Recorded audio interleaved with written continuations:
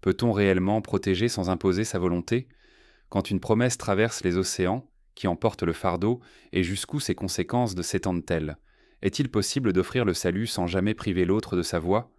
Un soir, à plusieurs milliers de kilomètres des rivages africains, Donald Trump, figure flamboyante et controversée, monte sur une scène à Orlando, Floride.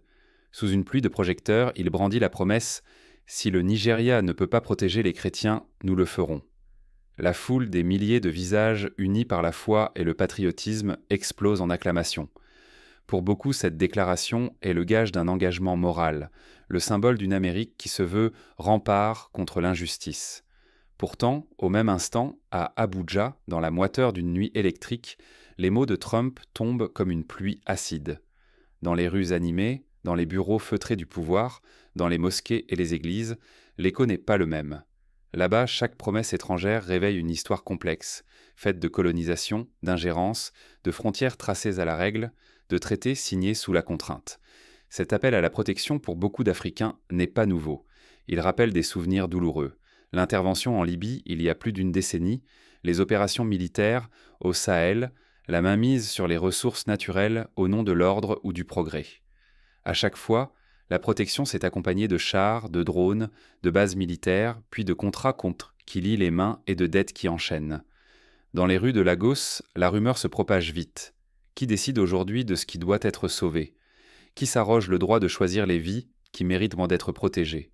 Dans les marchés, sur les mains, sur les places publiques, dans les bus bondés, la question revient, obsédante. Ce n'est plus simplement une question de foi ou de minorité menacée.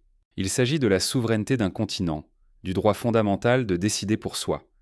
Chaque promesse extérieure ravive la mémoire de ressources pillées, de gouvernements renversés, d'alliances imposées. Pour comprendre la portée de cette phrase, il faut revenir sur l'histoire. Lorsque, au XIXe siècle, les puissances européennes se sont partagées l'Afrique lors de la conférence de Berlin, elles l'ont fait au nom d'une mission civilisatrice, d'une prétendue protection des peuples autochtones. Mais cette protection s'est traduite par la dépossession, la violence, la spoliation. Les frontières artificielles, tracées sans tenir compte des réalités locales, sont aujourd'hui encore la source de nombreux conflits. Au XXe siècle, les indépendances n'ont pas mis fin à cette logique. Les interventions se sont poursuivies sous d'autres prétextes: lutte contre le communisme, maintien de la stabilité, aide humanitaire.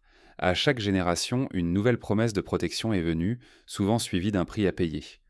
Prenons l'exemple du Congo dans les années 60. Après l'indépendance, le pays est plongé dans le chaos. Les puissances occidentales interviennent, officiellement pour sauver la population, mais en réalité pour protéger leurs intérêts miniers. Résultat, assassinat de leaders comme Patrice Lumumba, maintien de régimes autoritaires, conflits qui durent des décennies, ou encore, mais regardons la Libye en 2011. Sous couvert de protéger la population civile, une coalition internationale renverse le régime de Muammar Kadhafi. 10 années plus tard, le pays est plongé dans une guerre civile, les migrants traversent la Méditerranée au péril de leur vie, les milices prolifèrent. La promesse de protection a laissé place au chaos. Dans ce contexte, le Nigeria occupe une place à part. Plus de 200 millions d'habitants, un carrefour religieux et économique, des ressources colossales, une influence régionale considérable. Qui contrôle le Nigeria dispose d'un levier sur toute l'Afrique de l'Ouest. Alors la phrase de Trump ne tombe pas dans le vide. À Abuja, les conseillers du président Tinubu se réunissent d'urgence. La question est cruciale. Accepter l'aide américaine, c'est risquer l'ingérence. La refuser, c'est s'exposer à la critique internationale, à la suspicion, voire à la sanction économique. L'histoire fourmille de dilemmes semblables. Au Rwanda, en 1994, l'inaction de la communauté internationale a été suivie par des interventions tardives, source de suspicion. Au Mali, les opérations françaises ont d'abord été saluées, puis dénoncées comme une nouvelle forme de tutelle. Le dilemme moral devient existentiel. Comment protéger sans devenir prisonnier? Comment accepter l'aide sans perdre sa voix? La fracture religieuse, elle aussi, s'exacerbe. Les pasteurs voient en dans la promesse américaine un espoir de sécurité pour leurs fidèles. Les imams y perçoivent une stigmatisation, le risque d'opposer musulmans et chrétiens. Quand ils disent protéger les chrétiens, ils désignent les musulmans comme suspects, explique un jeune imam à Kano. Juste en face, un pasteur répond: peut-on sauver une âme à coups de bombe? Ce dialogue tendu est le reflet d'une réalité profonde. Les interventions extérieures, même animées des meilleures intentions, ravivent souvent les divisions internes, exacerbent les tensions, créent des fractures nouvelles. Pourtant, l'histoire ne s'arrête pas là. Une génération nouvelle se lève, plus connectée, plus instruite, plus consciente de son héritage. Dans les universités, les réseaux sociaux, les mouvements citoyens, un slogan circule, il voit des âmes, nous voyons la souveraineté. Partout, des manifestations pacifiques surgissent. À Lagos, des étudiants brandissent devant des pancartes. Ni sauveur, ni maître. À Ouagadougou, des artistes peignent sur les murs. Protéger nos choix, pas nos vies. À Niamey, à Dakar, à Bamako, la même exigence s'affirme. La souveraineté ne se négocie pas, elle se conquiert. Ce mouvement n'est pas sans rappeler la vague des indépendances dans les années 60. À l'époque, des leaders comme Kwame Nkrumah, Léopold Sédar Senghor ou Julius Nyerere réclamèrent déjà la fin de la tutelle occidentale. Aujourd'hui, leurs héritiers reprennent le flambeau avec de nouveaux outils, de nouvelles armes. L'information, la mobilisation citoyenne, la solidarité régionale. Mais la route est semée d'embûches. Accepter la protection étrangère, c'est risquer de voir ses ressources bradées, ses décisions dictées, sa dignité compromise. La refuser, c'est s'exposer à l'isolement, à la pression économique, à la menace de déstabilisation. Pour sortir de ce piège, certains pays africains expérimentent des solutions originales. L'Union africaine a lancé des missions de paix, comme en Somalie ou au Soudan du Sud. Des groupes régionaux, comme la CEDEAO, tentent de résoudre les crises par la négociation et la médiation. Au Nigeria, des initiatives locales s'organisent pour protéger les lieux de culte, dialoguer avec les chefs traditionnels, renforcer le tissu social. L'indépendance véritable commence le jour où l'on cesse d'attendre le salut d'autrui. De plus en plus, des voix appellent à investir dans l'éducation, la santé, la sécurité, la justice, à soutenir la production locale, à valoriser les cultures, à renforcer la participation citoyenne. Prenons l'exemple du Rwanda post-génocide. Plutôt que de dépendre de l'aide étrangère, le pays a investi massivement dans la réconciliation, l'éducation, la santé communautaire. Aujourd'hui, le Rwanda est souvent cité comme un modèle de résilience et de reconstruction. Au Sénégal, des initiatives citoyennes comme Y en a marre mobilisent un peu la jeunesse autour de la démocratie, de la transparence, de la lutte contre la corruption. À Bamako, des collectifs d'artistes transforment la colère en création, en mobilisation, en débat public. Dans les cercles du pouvoir occidental, l'inquiétude grandit.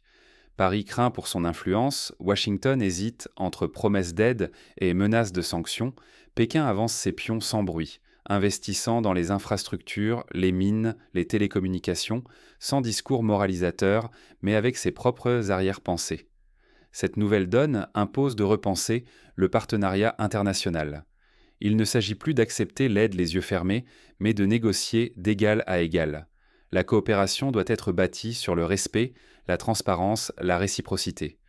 Les sociétés africaines, elles, s'approprient de plus en plus leurs récits. Les artistes, écrivains, cinéastes, journalistes donnent la parole à ceux qu'on entendait trop peu. Des films comme Timbuktu d'Abderrahmane Sissako, des romans comme ceux de Chimamanda Ngozi Adichie, des musiques engagées comme celles de Fela Kuti ou Youssou N'Dour participent à cette prise de conscience. La souveraineté ne se limite pas à la politique ou à l'économie. Elle s'exerce aussi dans la culture, l'art, la mémoire. Chaque chanson, chaque poème, chaque fresque est un acte de résistance contre l'effacement, contre la marginalisation. Mais chaque choix a son prix. Défendre sa souveraineté peut conduire à l'isolement, à la privation d'aide, à la difficulté de sécuriser ses frontières. Céder à la promesse de protection, c'est risquer une dépendance invisible, la reprise en main discrète des ressources, la confiscation du futur. Pour de nombreux observateurs, la clé réside dans la solidarité régionale. L'Afrique de l'Ouest, par exemple, a vu émerger des initiatives de coopération militaire, de lutte contre le terrorisme, de gestion des crises sanitaires. Mais ces efforts restent fragiles, souvent minés par les rivalités, le manque de moyens, l'ingérence extérieure. Il existe cependant des exemples inspirants. En 2016, la Gambie connaît une crise politique majeure. Le président sortant refuse de céder le pouvoir. La CEDEAO, organisation régionale, intervient diplomatiquement puis militairement, sans intervention directe des puissances occidentales. La crise est résolue, la transition s'opère, la souveraineté régionale s'affirme. Pour transformer l'éveil en action durable, plusieurs pistes s'offrent aux sociétés africaines. Premièrement, renforcer l'état de droit. Investir dans la justice, la police, l'armée, mais aussi dans l'éducation civique, la transparence, la lutte contre la corruption. Un État solide, légitime, respecté par ses citoyens et moins vulnérable aux ingérences. Deuxièmement, encourager la société civile. Les ONG locales, les associations, les médias indépendants jouent un rôle crucial dans la veille citoyenne, la dénonciation des abus, la proposition d'alternatives. Leur indépendance et leur capacité d'initiative sont des remparts contre la manipulation extérieure. Troisièmement, miser sur l'éducation et la culture. Former des citoyens critiques, informés, conscients de leur histoire et de leurs droits. Valoriser les langues, les traditions, les savoirs locaux. Refuser l'effacement, la standardisation, l'aliénation. Quatrièmement, diversifier les partenariats.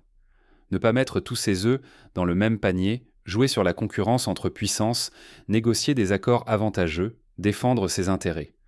L'exemple de l'Éthiopie, qui a su attirer investissements chinois, indiens, européens, américains, sans céder le contrôle de ses infrastructures, est éclairant. Cinquièmement, renforcer l'intégration régionale, mutualiser les ressources, harmoniser les politiques, coordonner les réponses aux crises.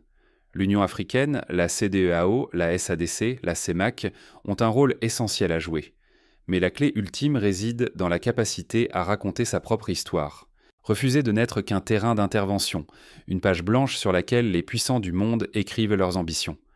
À chaque génération, l'Afrique a été confrontée au même dilemme, attendre un sauveur ou devenir actrice de son destin. Trop souvent, la protection est venue accompagnée du contrôle, la générosité de la dépendance, l'aide de la soumission. Aujourd'hui, une génération se lève, décidée à briser ce cycle. Elle refuse la dépendance morale qui fait passer la soumission pour de la vertu, la dépendance politique qui travestit les alliances en tutelle, la dépendance militaire qui confond sécurité et contrôle. Cela passe par des gestes concrets.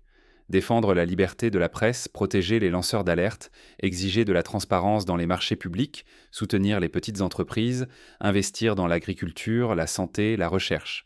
Cela passe aussi par la vigilance. À chaque promesse venue d'ailleurs, il faut se demander quel est le prix réel ? À qui profite-t-elle ? Quelles contreparties sont exigées ? Les leçons du passé sont là pour guider le présent. À chaque fois qu'une puissance étrangère a promis sa protection, elle l'a souvent troquée contre l'autonomie. La protection intéressée cache toujours un prix, le silence, la perte d'initiative, la dilution de l'identité. Encourager le débat, l'art, la vigilance citoyenne, voilà ce qui nourrit la souveraineté. Les discussions ne doivent pas rester confinées dans les palais ou les ambassades. Elles doivent vivre dans les quartiers, les universités, les marchés, les réseaux sociaux. Transformer la solidarité intérieure en force diplomatique, tel est le défi. Une nation qui débat, qui se souvient, qui défend ses artistes, qui coopère sans s'abaisser, est prête à affronter le regard du monde. La solidarité nationale n'est pas un repli, mais un tremplin pour défendre ses intérêts, négocier sans céder, refuser la main tendue qui exige une part de souveraineté en retour. Ignorer ces leçons, c'est condamner les générations futures à revivre les mêmes drames sous d'autres masques. Refuser d'apprendre, c'est donner aux puissants le droit de rejouer l'histoire, de transformer chaque promesse en prétexte à l'ingérence. Ici, l'enjeu dépasse la politique, il transcende les frontières. Comprendre, agir, porter cette vision renouvelée de la souveraineté. Tel est le défi posé à chacun, africain ou non. Car la liberté ne s'offre pas. Elle se conquiert, elle se protège chaque jour par des choix lucides, des actes concrets, des refus assumés. Mais la route vers cette souveraineté exige plus que de la vigilance. Elle appelle une lucidité sans faille face aux pièges du passé. Alors comment transformer l'éveil en action durable ? Ils promettent de nous sauver. Mais qui veille sur nous lorsque nos sauveurs deviennent nos geôliers ? Cette question, aussi simple que vertigineuse, parcourt aujourd'hui toute l'Afrique. Car derrière chaque promesse venue d'ailleurs, il y a l'ombre longue de siècles de domination, de ressources arrachées, de voix étouffées. Ici, l'enjeu n'est pas qu'une frontière ou une croyance, c'est tout l'avenir de la liberté africaine, sa dignité, sa capacité à écrire son propre récit qui vacille. À chaque intervention étrangère, tout commence par des paroles apaisantes, mais trop souvent, cela se termine par des choix imposés, des frontières déplacées, des dettes contractées. À chaque génération, on propose le même dilemme, attendre un sauveur ou oser marcher seul. À force de protection, on oublie le prix de la liberté et l'habitude d'obéir s'installe, insidieuse. Aujourd'hui, une génération se lève, lassée d'être réduite à des chiffres dans des rapports, à des victimes à sauver, à des terres à stabiliser. Cette jeunesse refuse la dépendance morale qui fait passer la soumission pour la vertu. Elle rejette la dépendance politique qui travestit les alliances en tutelle et la dépendance militaire qui confond sécurité et contrôle. Elle ne veut plus porter le décor d'ambitions étrangères, mais devenir le moteur de sa propre renaissance. Car chaque fois que la voix africaine est remplacée par celle d'un protecteur, c'est la possibilité même de choisir son destin qui s'efface. Accepter une protection conditionnelle, c'est risquer de transformer la liberté en faveur négociée, la souveraineté en slogan creux. À quoi sert la paix si elle se paie du droit de décider? L'Afrique fait face à un choix qui dépasse largement la crise du moment. Il ne s'agit ni de religion, ni de purs intérêts économiques. Il s'agit du droit fondamental de décider qui s'exprime en son nom, qui trace ses frontières, qui écrit son avenir. Face à ceux qui promettent de sauver, il faut oser demander à quel prix et pour qui. Il est temps de repenser la notion même de protection, car la vraie sécurité ne vient pas de la force d'un allié, mais de la force intérieure d'un peuple. Ce n'est pas un drapeau étranger qui protège la dignité d'une nation, mais sa capacité à dire non, à inventer, à se relever, encore et encore, même lorsque tout semble perdu. La dignité ne s'achète pas, elle se conquiert. La prochaine fois qu'une voix, venue d'ailleurs, promet de sauver l'Afrique, souvenons-nous, toute générosité conditionnelle porte la graine d'une nouvelle dépendance. Alors, demandons-nous, qui protège vraiment la liberté africaine? Quels sacrifices sommes-nous prêts à consentir pour ne plus dépendre d'une protection qui coûte notre voix? Le choix appartient à chacun. Rester l'objet d'une histoire écrite ailleurs ou devenir enfin l'auteur de son propre destin. L'Afrique n'attend plus de sauveur. Elle veut écrire par elle-même le chapitre de sa renaissance. La révolution commence par une question simple, et c'est à nous d'y répondre. Pour conclure, souvenons-nous que la souveraineté ne se gagne pas en un jour, ni dans le silence des compromis. Elle s'arrache, elle se débat, elle se protège et s'entretient. Elle réclame de la vigilance, du courage, et surtout une volonté collective de refuser de n'être qu'un pion sur l'échiquier des autres. Que chaque génération se rappelle que les promesses de protection, aussi nobles paraissent-elles, portent en elles le risque d'une servitude nouvelle si elles ne s'accompagnent pas de respect, d'écoute et d'égalité. L'Afrique avance non pas vers l'isolement, mais vers la redéfinition de ses relations avec le reste du monde. Par la force de ses peuples, la richesse de ses cultures, la vigueur de ses débats, elle affirme qu'il n'y a pas de protection véritable sans liberté, pas de partenariat sans respect, pas de paix sans justice. Que cette conscience irrigue chaque décision, chaque pacte, chaque dialogue à venir. Et si demain, une autre voix d'outre-Atlantique promet à nouveau de sauver, que chacun sur le continent et au-delà se souvienne des leçons du passé et des promesses non tenues. Car le futur de la souveraineté africaine ne sera pas écrit sur des estrades lointaines, mais dans le tumulte créatif, audacieux et solidaire de ses propres enfants. Le choix de la liberté, du respect et de la dignité appartient désormais à tous.